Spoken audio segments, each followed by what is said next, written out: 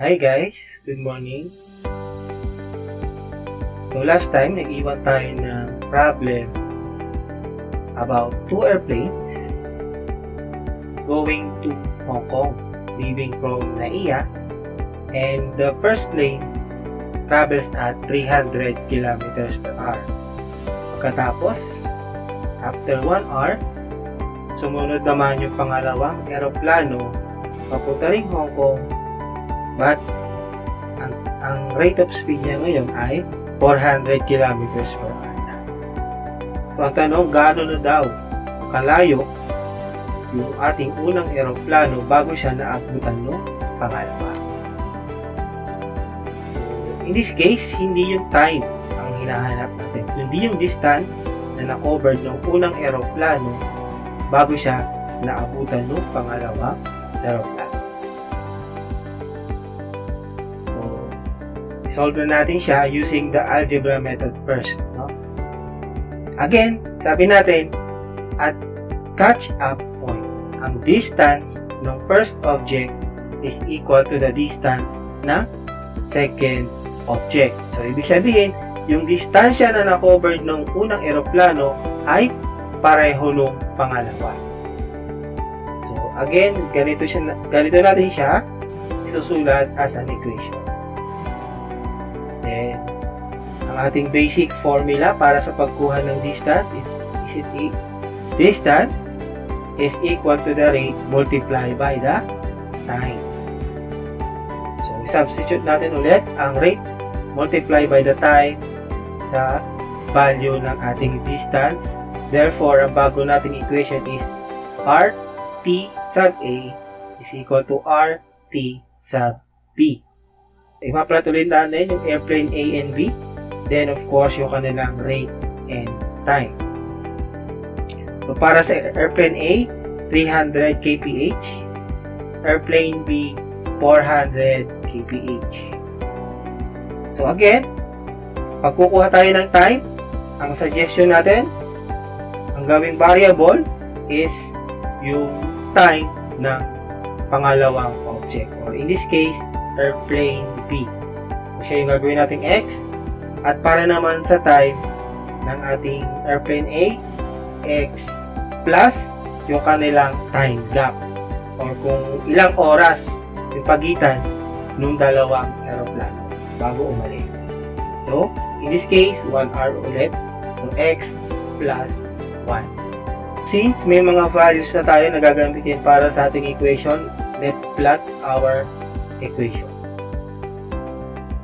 So, para sa rate ni A, 300. Para sa time ni A, X plus 1. Para naman sa rate ni B, 400. At para sa kanyang time, X.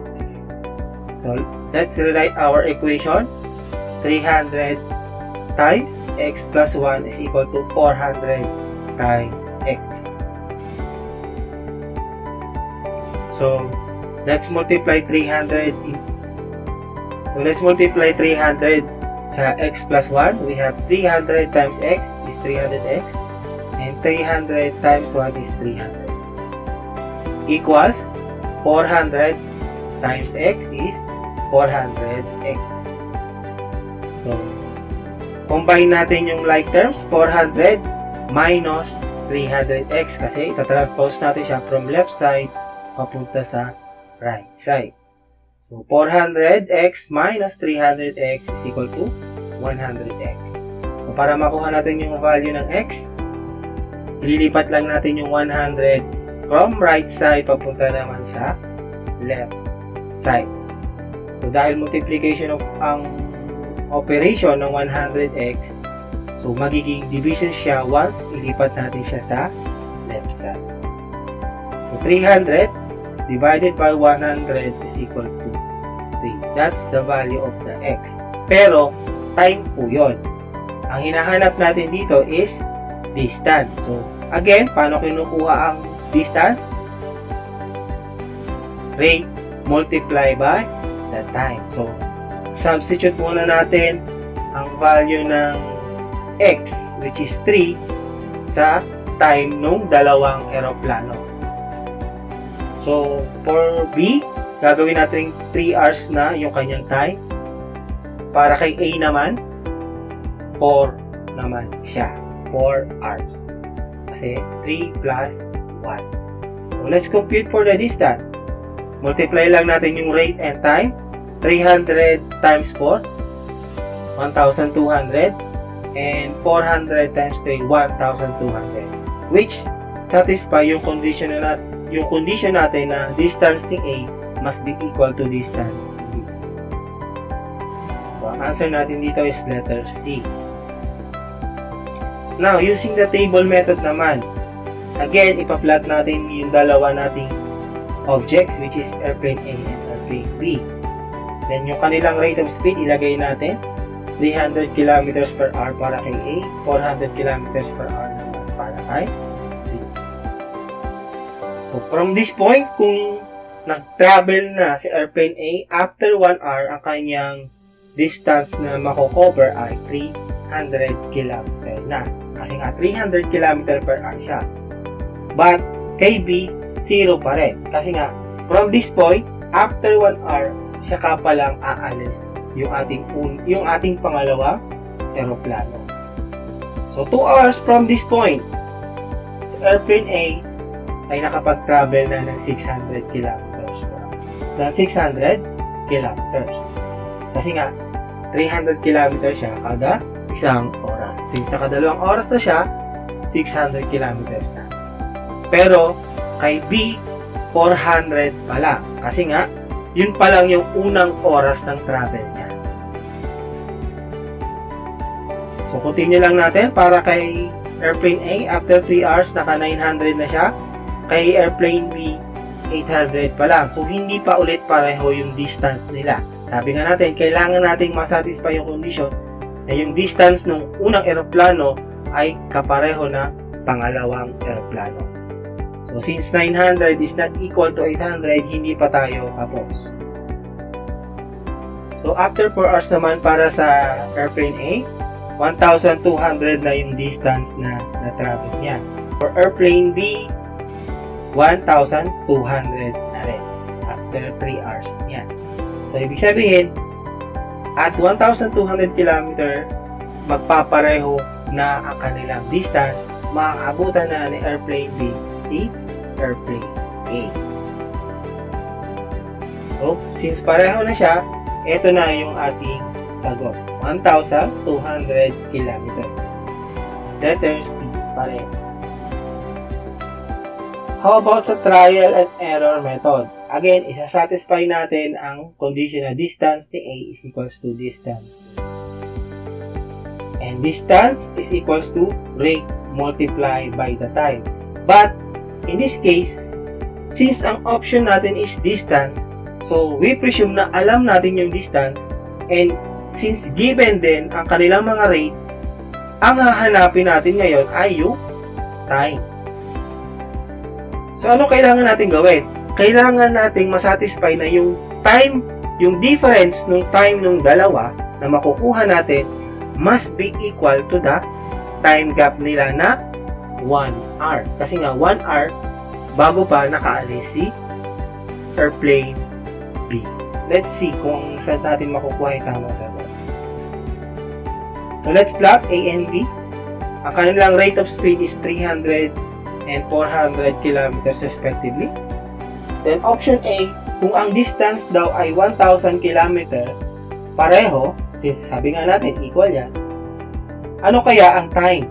So, let's divide. Distance divided by the rate. So, ang time ni airplane A is 3.33. That is from 1,000 divided by 300. Then, para kay airplane B naman, 1,000 divided by 400, 2.5 hours naman siya. So, let's subtract. 3.35 minus 2.5 is 0.83 hours. So, hindi niya na-satisfy yung condition na dapat 1 hour ang time difference. How about kung ang option natin is 1,100, option B? Ano naman ang kanilang mga time? So, let's compute again. Para kay airplane A, 1,100 divided by 300 is 3.6 67. Para kay airplane B, 1,100 divided by 400 is 2.75. Subtract ulit natin, 0.92 hours lang. Again, less than the time gap na kailangan natin, which is 1 hour. So, hindi pa rin yan yung tamang sagot. So, let's try option C, 1,200 km. So, let's divide that from the rate of speed. 1,200 divided by 300 is 4. And 1,200 divided by 400 is 3. Let's subtract 1 hour, which is yung ating time difference or time gap. So again, pag ang given ay distance or ang options natin ay distance, ang hinahanap natin is yung time nila para makover yung distance na yon. Then, isubtract lang natin, makukuha ba natin yung time difference na given yung problem. So, i-check lang natin siya kung na-capture ba yung time difference.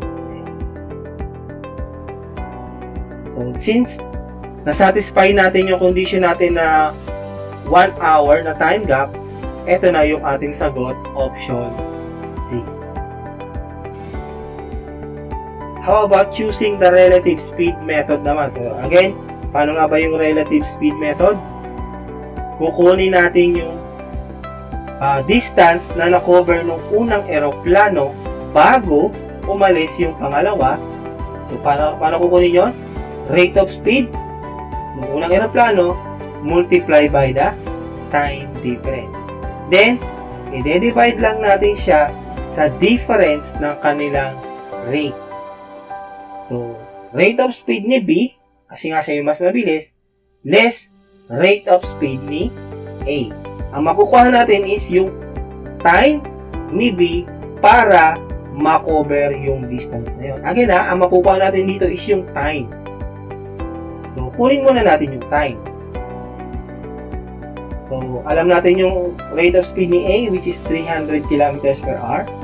Time difference ni B, which is 1 hour. And rate of speed ni B, which is 400 km per hour. So, let's compute. Ang rate of speed ni A is 300 multiplied by the 1 hour time gap divided by 400 na rate of speed ni B minus 300 the rate of speed ni A. So, 300 times 1 is 300 and 400 minus 300 is 100. So, ang time ni B is 3 hours. So, since meron tayong time, ano na lang kailangan natin gawin? I-multiply natin ang kanyang time by the rate of speed. Ito ay time ni B, so i-multiply natin siya sa rate of speed ni B. So 3 hours times 400 km per hour is 1,200. So bakit hindi na natin siya in-apply kay A? Since sabi nga natin, ang distance ng dalawang eroplano at catch-up point ay pareho lang naman. So kahit hindi na natin siya i-apply para kay A.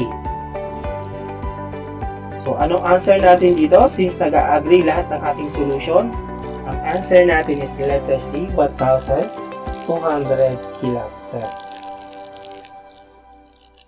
So, bago tayo magtapos, iiwan ko kayo ng panibagong bracket about Alice and Bob and kung anong oras naabutan ni Bob si Alice. So, see you again next time at huwag kalimutang follow ang ating mga pages sa bawat social media na makikita. Thank you very much.